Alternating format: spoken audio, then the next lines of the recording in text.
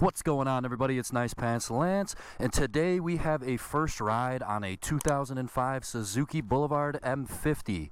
Now, this is an intermediate entry-level cruiser, and what do I mean by that? How could it be intermediate and entry-level? Well, this Suzuki has a 50 cubic inch motor, which comes out to about 820 cc's. Now, the reason I call it intermediate is because this is still a big bike. Let's not forget that there's an entire 250 cc class out there. Weighs about 600 pounds. It's shaft driven, not belt or chain. Single disc front brake. I don't believe this has ABS. So if I could compare this to any other bike, I'd put it in with the rest of the intermediate entry-level cruisers, like the Honda Shadow, some of the smaller displacement Yamaha V-Stars. I'd even group this in the same category as a Sportster 883, a Yamaha Bolt.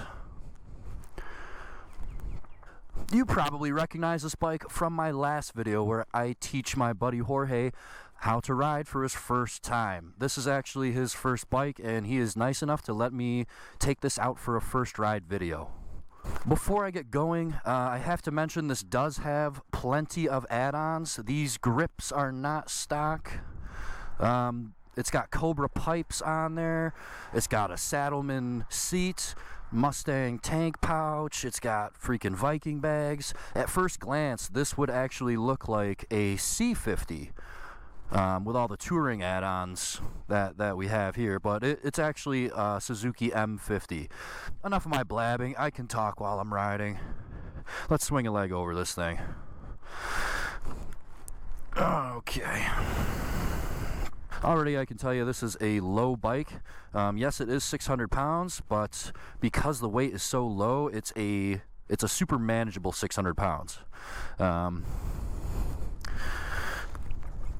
So the bars pull back a little bit. It's on a riser, so this is actually a very comfortable seating position.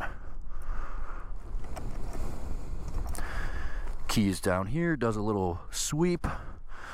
You don't have a tachometer. You got a couple trip meters, you got a clock, your odometer, and that's about it. This does have a throttle cable, so it's not ride-by-wire.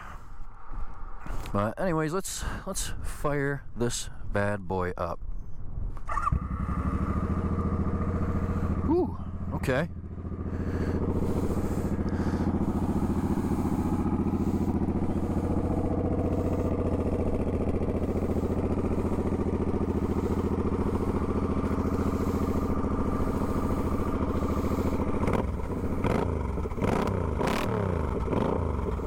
Yeah, that sounds nice.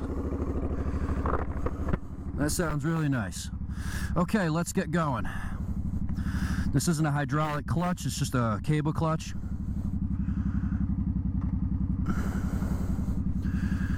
Oh, man.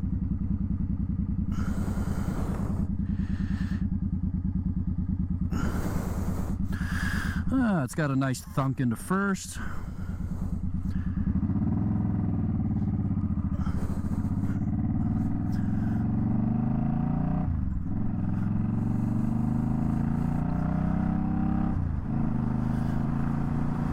So the gears are super short. I think it took me till third gear before I actually hit town speeds.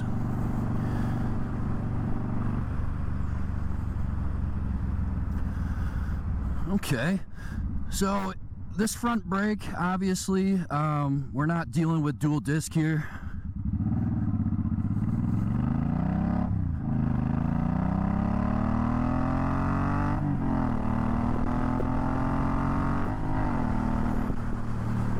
Okay. Man, I really like the sound of this thing.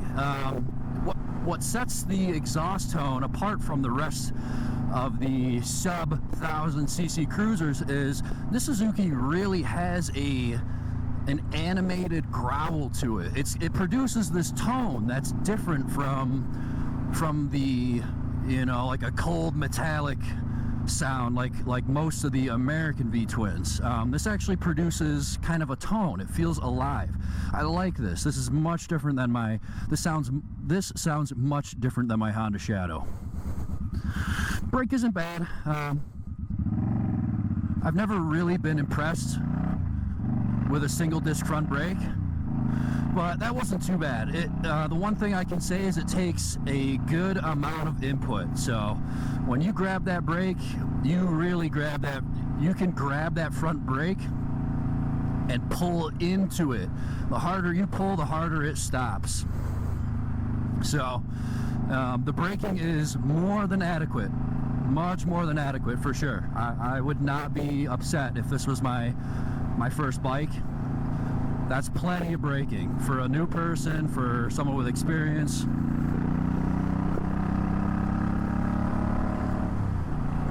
Okay, so I'm in 5th, doing about 55 miles an hour in 5th.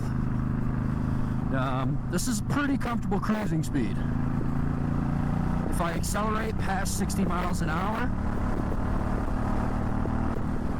I can feel it starting to rev. Now, you gotta remember, this is a entry-level cruiser, so if you plan on doing a lot of interstate travel, you want to munch a lot of highway miles, this bike is not ideal for going 75, 80 miles an hour for hours on end.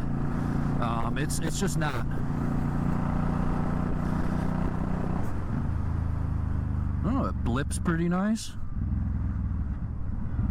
The shifting is smooth. It doesn't quite fall into gear, but you definitely have a nice solid shift into first. The clutch is pretty light. Oh man. Okay, this has way more power than my Honda Shadow 750 right off the bat. I can tell you this has way more power.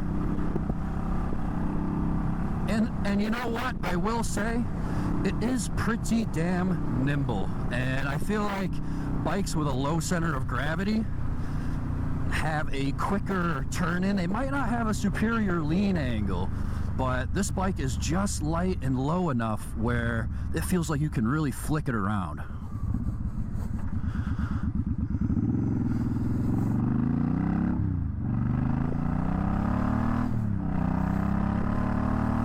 The one thing I have to say about the handling is it doesn't mind being held into a corner. When I was just pitching it back and forth, had no problem being leaned over. You could pitch it into a turn, get it at the proper angle, and it'll actually hold there with little to no complaint. Now, this isn't as nimble as the Vulcan S. The Vulcan S is practically 100 pounds lighter than this, so I wouldn't expect this bike to handle just as easily and just as good as the Vulcan S, but man, it's pretty damn close. It is pretty damn close. Let's get a little low speed maneuvering here.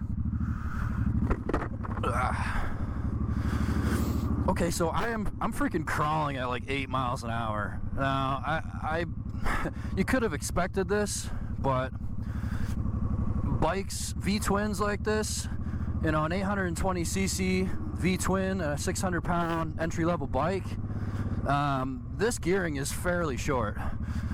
This is definitely not a bike that's going to jump out from underneath you in first gear. You can literally crawl in first gear easily. So already I'm very impressed at the low speed maneuverability of this bike.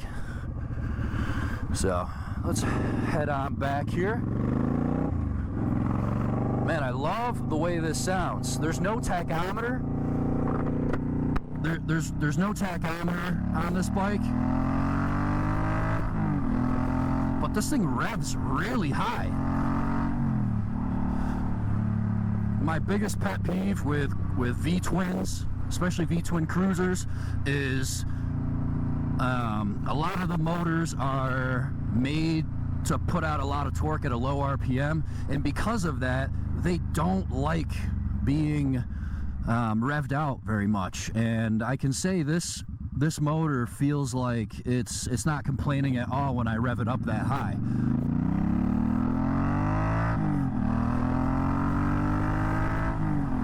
Which is very pleasant. I like a versatile engine, and this definitely has a very wide power band, which is sweet. That's very nice. There's definitely much wider of a power band than my Honda Shadow 750, which was more designed for torque.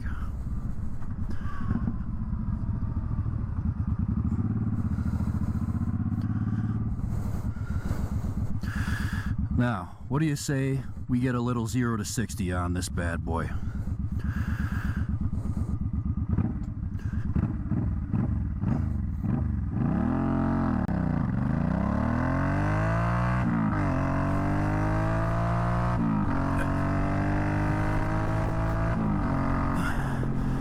Not bad.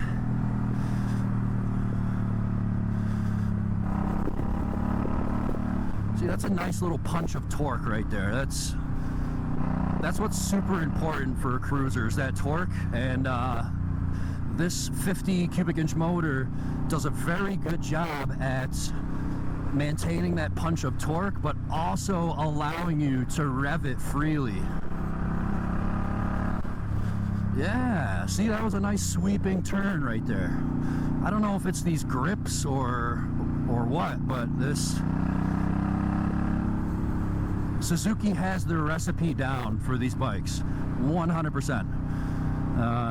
This just feels like a well put together beginner cruiser. I'm slightly jealous. I've said it before, I started on a 2013 Honda Shadow 750, and this kicks the crap out of it. I know it's like 70 cc more in displacement than my Honda Shadow, but they're all in the same category.